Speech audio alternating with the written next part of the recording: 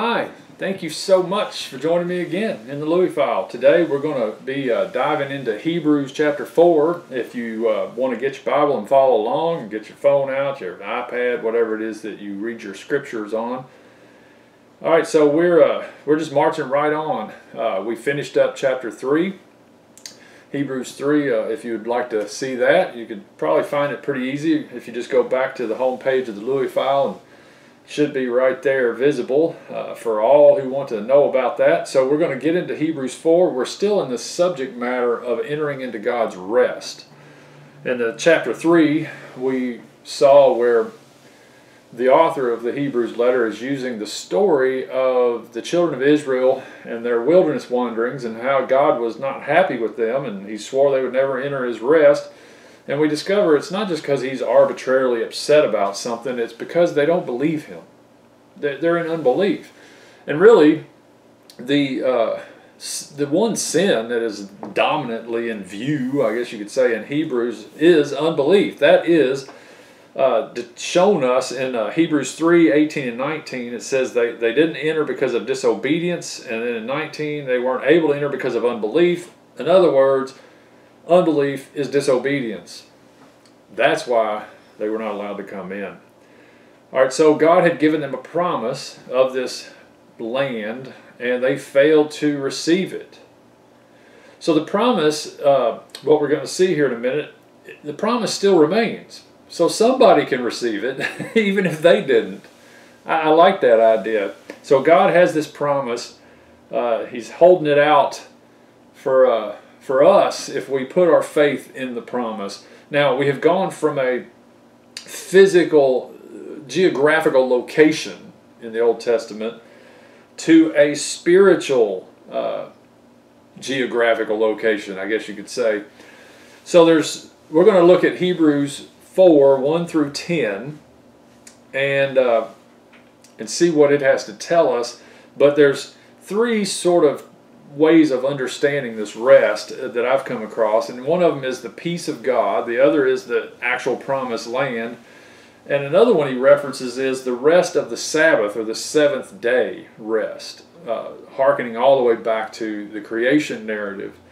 So let's just read Hebrews 4, 1 through 10, and then we'll back up to verse 1 and we'll pull it apart a little bit. So Hebrews 4, 1, therefore let us fear. Now, of course, this is attached to chapter 3, saying they didn't enter because of unbelief, which is disobedience. Therefore, let us fear, if while a promise remains of entering his rest, any one of you may seem to have come short of it. For indeed, we have had good news preached to us, just as they also, but the word they heard did not profit them, because it was not united by faith in those who heard. For we who have believed enter that rest, just as he has said, as I swore in my wrath, they shall not enter my rest, although his works were finished from the foundation of the world. For he has said somewhere concerning the seventh day, and God rested on the seventh day from all his works. And again, in this passage, they shall not enter my rest. Therefore, since it remains for some to enter it, and those who formerly had good news preached to them failed to enter because of disobedience, he again fixes a certain day, today, saying through David, after so long a time, just as has been said before, today if you hear his voice, do not harden your hearts. For if Joshua had given them rest, he would not have spoken of another day after that. So there remains a Sabbath rest for the people of God. For the one who has entered his rest has himself also rested from his works as God did from his. How about that? That's so good. All right, so he's transferring this idea of this promise to Israel in this physical, literal landscape. Now he's taking that and he's moving it over into the new covenant, and he's saying, look, we still have a rest that's on the table for all who believe. God is offering us a rest for all who believe. Israel failed to enter the land, by and large, because they didn't believe the good news. They didn't believe the promise. They went in, found out the land was full of giants, got scared, fearful, decided they wanted to go back to Egypt, and God says, all right, that's it. I'm not letting you in. You're not coming in. So on the one hand, it's like he's keeping them from coming in. On the other hand, it's just merely their unbelief. So in other words, what I think is that God is open for us to have this rest, But if we don't believe him and just simply walk in, if we become fearful and and fall back into unbelief, he doesn't. I don't think he has to willfully stop us. That in itself stops us. That unbelief will stop us. Fear and cowardice kept them out. Will it keep you out? All right. So verses 3 through 6 says there's a Sabbath still on the table. His works in verse 3, the last part of verse 3, it says, although his works were finished from the foundation of the world. I read somewhere recently and was saying that the Jews, by and large, you know, you look at the Old Testament story of creation and you get to the sixth day and it says that God created man. And then it says, and it was evening and it was morning or whatever, the seventh day, which is a day of rest. Well, you never see... The Bible doesn't tell us that the seventh day had an evening because there is no eighth in a sense. The idea here is that God entered into rest on the seventh day and he's still there. He's still there. He still has this rest on the table for all who will enter in with him. There was no evening to the Sabbath day. So he's saying, don't harden your heart. In verse 7, he's saying, today's the day. I'm resting. I'm waiting on you. That's so great. And unbelief is what's going to keep you out. That's it.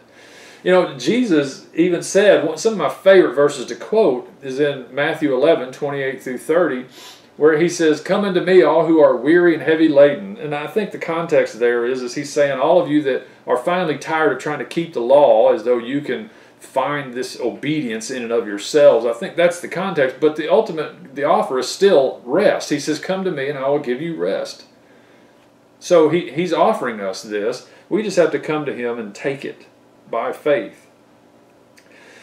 Don't harden your heart. Don't become unbelieving.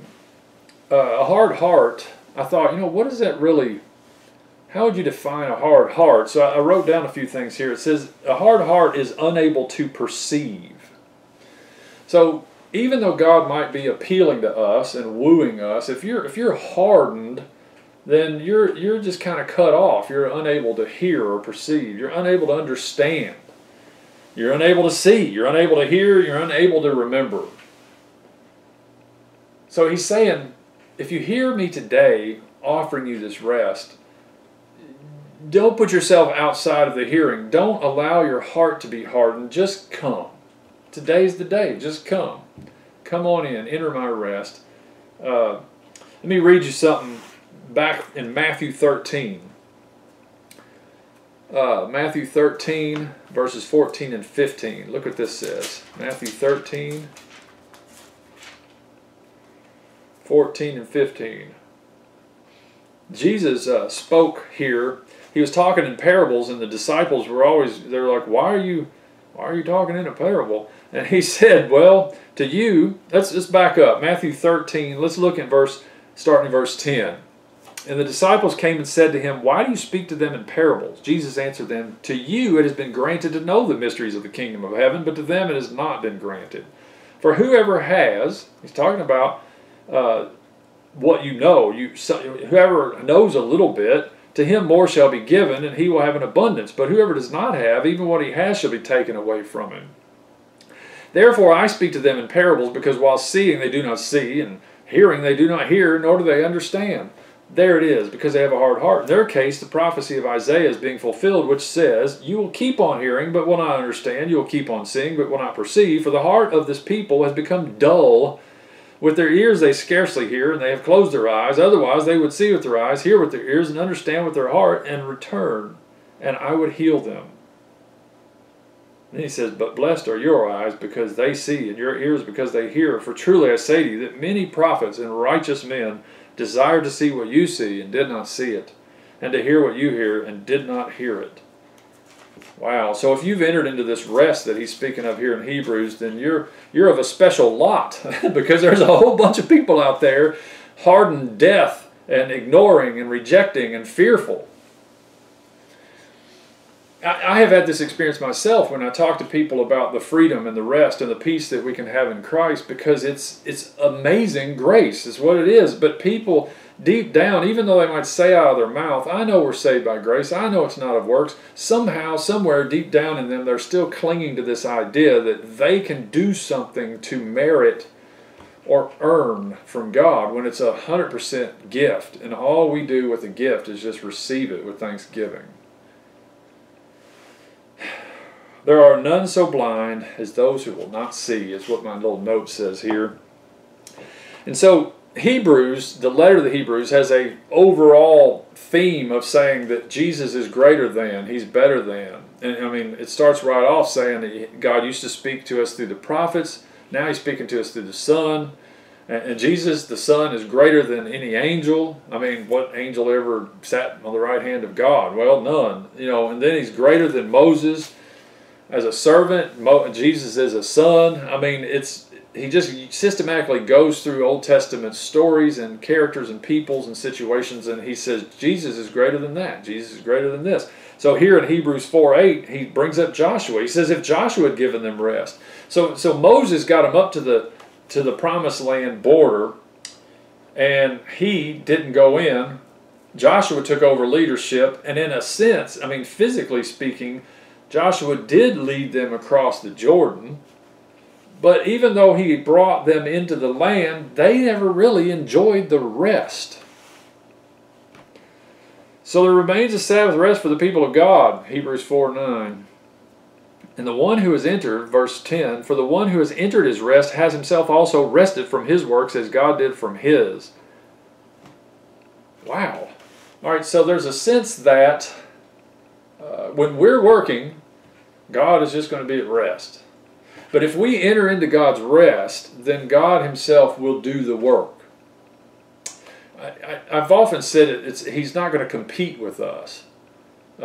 He's not. God's looking at Louis and He's saying, look, Louis, if you think you're independent and you have some power source of your own and some ability to do what I called you to, then I'm just going to let you try to do that.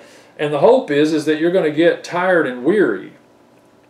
And then you'll be set up for Jesus' invitation to come get this rest that I'm offering you. But so if you get weary and tired and wore out enough, then you will take Him up on His rest offer. And when we do that, when we enter into His rest, then God goes to work. And He supernaturally, by His Spirit, starts to make things happen in your life that you could never make happen. It's like you get to rest, He gets to work. If I'm getting to work, then He's going to be at rest. All right, I think I'm going to stop here today. I kind of zoomed through this quicker than I thought, but that's okay. We're going to pick up in Hebrews 4, verse 11 on the next installment. I hope you'll join me then, and I'll see you then. Thanks for watching.